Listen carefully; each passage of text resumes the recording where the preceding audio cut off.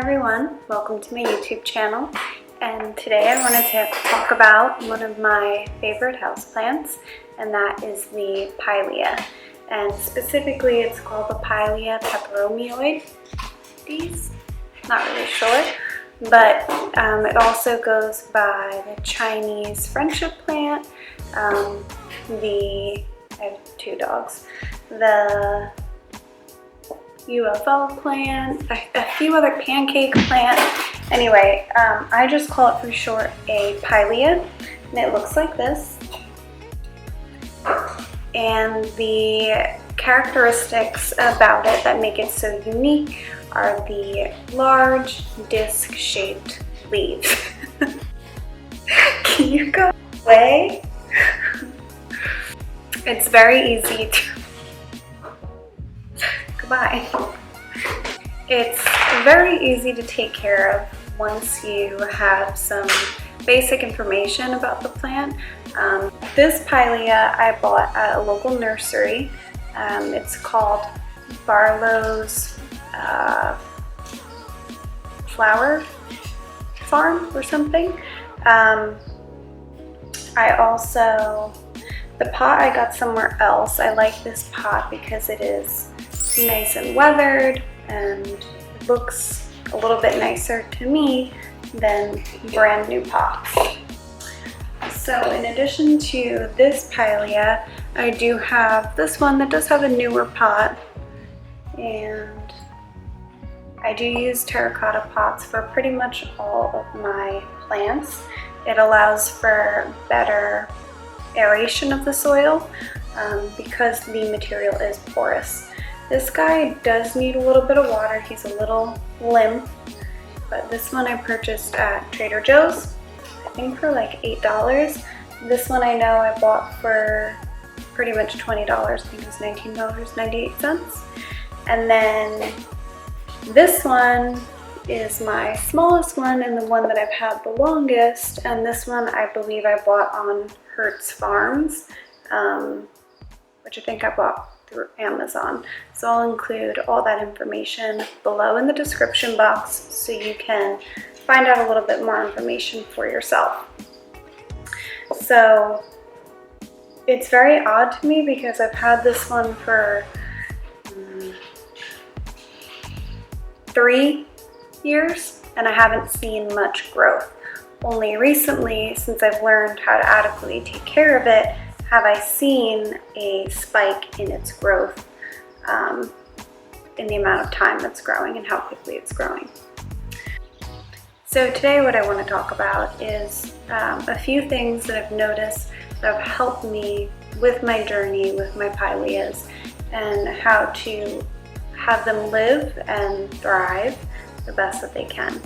Because all of these plants that I've had have lost a lot of leaves at various points, and I've learned through what I've been doing and the research that I've done the best way to care for them. And they have not lost any leaves, and they are putting out, this is probably one of the reasons why I'm losing leaves, they are putting out a lot of new leaves. This one at one point was just, I think, God, this is the worst it's looked, but it was just losing all of its new growth.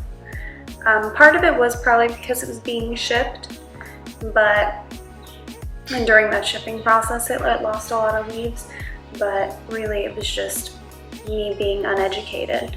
And I did do a lot of research before I bought it, but really the best experience is being hands-on rather.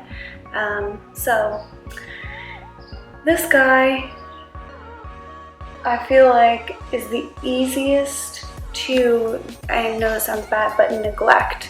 These two, if one thing goes wrong, they're kind of like my temperature gauge with how I'm caring for my plants. So the two of these, any little thing that goes wrong, I can see it, and everything that's right, I can see it right away. So anyway, this one has little pups growing in it as well. That makes me very happy. Like I mentioned, the pot that I use to me is very important because of it being terracotta. You're not going to get root rot. Root rot is from overwatering or from inadequate drainage in your plant pot or in your soil medium. So for me, I stick to terracotta, and that's all I use. I do use some glazed pots, but those are old, and anyway. Another thing too is leaving the nursery and having that high humidity. I do take care to not take them out of their nursery pots, which are the plastic pots that they come in, that you purchase them in 9 times out of 10. You want to transition your plants out nursery pots. He won't stop climbing on me. He just really wants to be a part of this. So really the choice that you make is up to you, whether you go for aesthetics or function. For me, I am drawn to terracotta pots in the first place. So what I was getting into was shock. So when you bring home your plant, this pretty much goes for all houseplants, and really just plants in general. When you bring home your plant from the nursery, it is used to a high level of humidity. So the difference is in homes, the humidity is much lower in order to prevent mold growing in the home and things like that. So your plant is going to go through the process of being either shipped or driven, temperature changes. It's driving me freaking nuts. So it will go through temperature changes because the humidity and the actual heat in a nursery is generally much higher than what we have in our homes. So the other part of shock is taking it out of its plastic pot, and that's something that I like to wait on doing for a couple weeks. Really, it just depends on how much time I have and when's most convenient, but I will not do it, and I will resist the temptation to repot it straight away. Some people do it and they're fine. For me, I've had a lot of trouble doing it that way. I just let them acclimate to my climate. I try and mimic the best scenario or the best climate that it was in the nursery in my home, and generally I'll put it in my bathroom. My bathroom has a great west facing window, and it's very warm and it's very humid, and I tend to mist my plants a lot more with a water mister that I have, and they transition well into being in my home. So that brings me to lighting. The biggest thing with lighting, and I think people get most confused about, is, okay, what's a south, what's a north, what's a west, east, northwest, whatever facing window, the light that they're getting, whether it being indoors or outdoors. So the best thing that I've learned, and I think people forget it a lot, is there's a compass app on your phone, and I just hold it in the general area of where my plant is. I'll hold my phone like this, see where the light is coming from. The 90% of the light is coming from this direction. This is south facing, and this is west facing, and this is north facing. So I know generally this plant is getting a lot of southwest light. Yes, live right by the beach, the ocean's right behind me, mostly. So it's also easier for me to tell because I live on the East Coast. So that's another tip too. But if you live nowhere near the ocean, can't really figure that out, use your compass app, hold it towards the window, bring it towards your plant. Really, you can figure it out from there. Pileas prefer medium to bright light. So I just want to bring up my notes that I have. So you can put it in a south-facing window or a west-facing window, and south is going to have the most amount of light. I think that bringing it straight into a south-facing window right when you get it home from the nursery is not a good idea. especially not on the windowsill. You don't want to burn the leaves. You don't want to shock them by giving them too much sun. They almost need to like build up sunscreen. That's kind of how I think of it. You can't just throw them straight outside, nothing like that. Nothing on a bright windowsill. So that's why I do keep them in a west facing window, because it's a little, nurseries, they don't have like lights shining directly on them, like grow lights, or they don't have windows everywhere. Generally they're covered by other plant foliage, or they're covered by some sheer coverings over the nursery, so they're really never sitting in direct light. It will burn your plant. So if you do want to put it in a south facing window, you do have to ease it into getting that amount of light. It will tolerate it, just work it up to it. So we've already discussed the location. I keep this large one in my bathroom. I keep this one on a ledge of a fireplace there, and this one I keep by my south facing windows in my living room. In terms of watering, I do water these about once a week, and they do love humidity.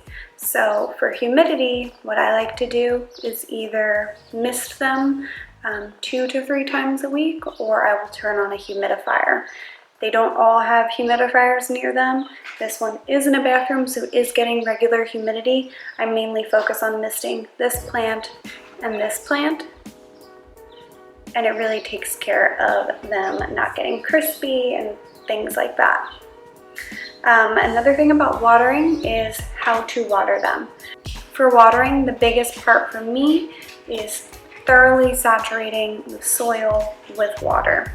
So what I will do in the scenario where I have a smaller plant, I will actually bring it over to the sink and turn the tap on kind of low, low stream, and I'll bring it to just under lukewarm. So it's not gonna burn the roots, but it's not gonna be freezing cold, and therefore I just don't feel like they really enjoy being given cold shots of water when they've been sitting in a room temperature house.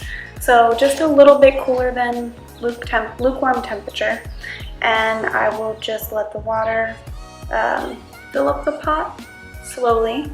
I don't want soil to splatter out, and I let the soil run through the pot 2 to 3 times, and then I let it drain, and then I put it back on the saucer. It's not done yet. I'll give it about 5 minutes. I'll go back, check the saucer. I'll leave it in my bathroom on the ledge, and then I'll just dump any excess water in the sink. And really that's, soil composition. When I do repot these, I use a heavy amount of perlite. I probably do like 30% perlite, and I'll mix it in the soil, and then I will use an organic topsoil or potting. Well, no, I don't use topsoil generally. I just use potting soil for these. So yeah, temperature, it can't really get below 50 degrees. In my area, it does get below 50 degrees a lot, so I don't encourage putting them outside. I think they belong kind of in a pretty warm environment and something that's a little bit more stable, so I would discourage putting them outside. And that's really my A to Z plant care guide for the basics of the Pilea. There are more interesting things about this plant that I will go over in another video, but at the moment this covers all of your beginner basic care plant needs for your Pilea. I hope this helps some of you, and if you have questions, oh my god. And if you have questions, please ask us below, and I will try and help you and get back to you. Have a great day.